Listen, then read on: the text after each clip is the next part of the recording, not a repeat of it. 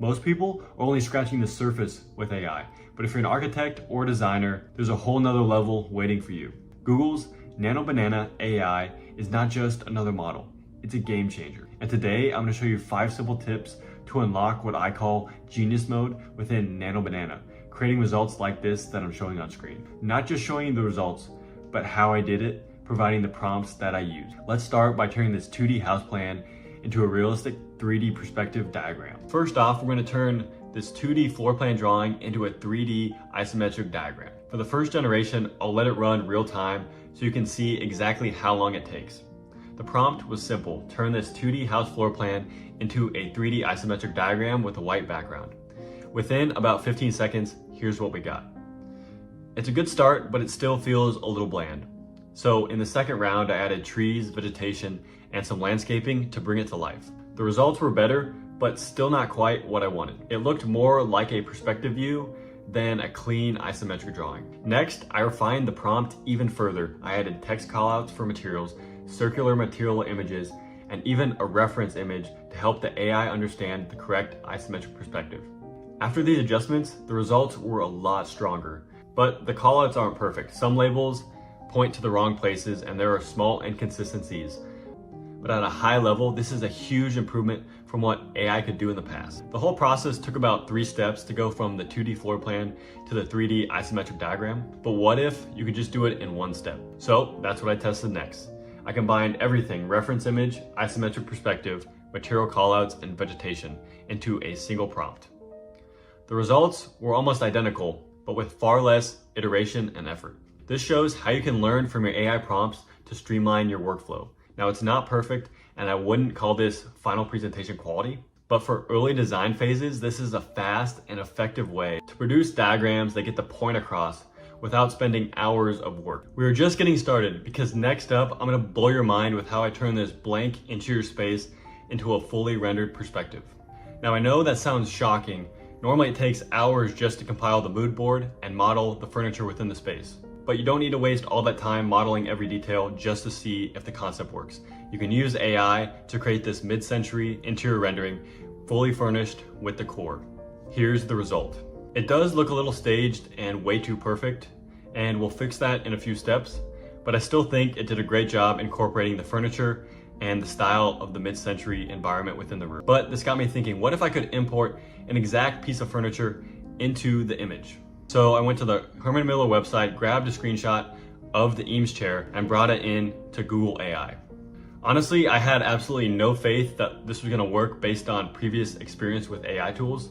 Usually, the image comes in distorted or fails to have the right quality. But to my surprise, the AI placed the chair almost perfectly, even rotating it to match the room's exact perspective. Honestly, I was genuinely impressed. This could be a game changer, importing real furniture without having to model it to test to make sure your ideas are working.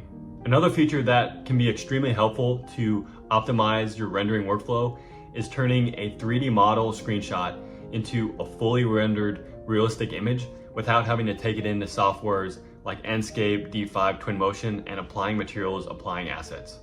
So what I did is I brought in a 3D model screenshot. Then I used ChatGPT to help me create the optimal prompt to render this in the 3D model. Sometimes my prompts aren't amazing, and so I just needed AI to help enhance my ideas. This was the result.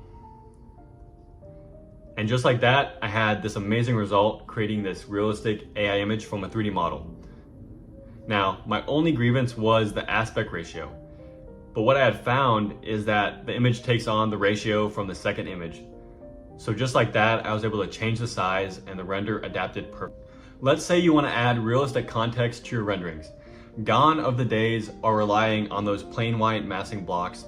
They're fine for quick studies, but they make final renderings look awful. Recently, you can import Google Earth data into models, but that often gets too heavy and crashes your 3D model files.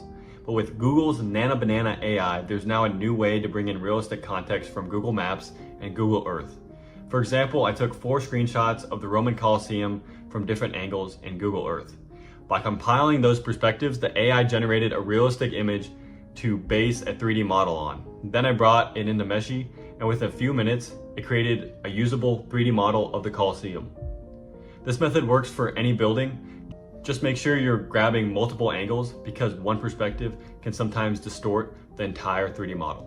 But here's another approach that doesn't even require 3D modeling. You can use the tool at any post-production stage. For example, I asked it to identify and outline the Empire State Building, and to my surprise, it recognized it almost perfectly. And from there, I was able to extract the model of the Empire State Building and place it within the rendering behind my project as a screenshot. You can do this with any building in any city, and this is just how AI is scratching the surface to enhance your architecture workflow. And finally, I'll be showing you a few additional features that I think are super cool. So I had rendered this 3D perspective of a building. Now I wanted to create some floor plans to kind of see what this office layout given the massing would look like. And so in a couple seconds, Google's AI generated this floor plan having the offices on the perimeter, collaborative workspaces in the middle, and also having a central core in the correct spot in the building. I thought that was a really cool way that you could turn just your mid-journey images into a tangible floor plan.